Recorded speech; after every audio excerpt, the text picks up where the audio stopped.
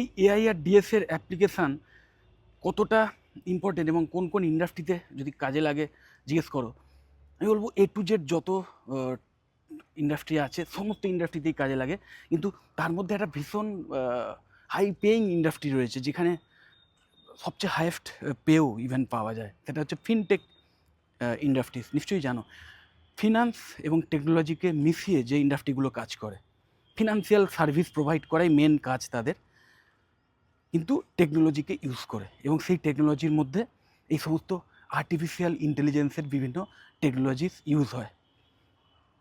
এবার ফিনটেক ইন্ডাস্ট্রির যদি উদাহরণ চাও তাহলে আমি বলবো আমাদের এই ভারতের যে সমস্ত মানে ইন্ডাস্ট্রি আছে তার মধ্যে এই পেটিএম, আবার চায়নার বলতে পারো, যাই হোক। তো ফোনপে, গুগল পে, এইগুলো আমাদের ভারতীয়, বা রেজার পে, এগুলো ওই মাল্টি ন্যাশনাল অ্যাকচুয়ালি বলতে পারো। তো এছাড়াও আরও নাম করা মানে যেগুলো একদম বিদেশি যে বড় বড় কোম্পানি, জেপি মর্গান, দেন ভিসা, মাস্টার কার্ড, পেপাল, এই সবগুলোই কিন্তু ফিনটেক কোম্পানির উদাহরণ।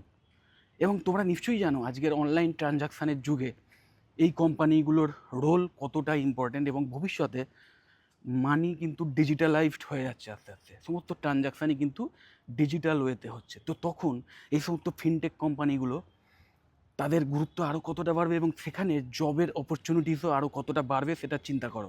এবং এই সব কোম্পানিতে যে সমস্ত কাজের জন্য সবচেয়ে বেশি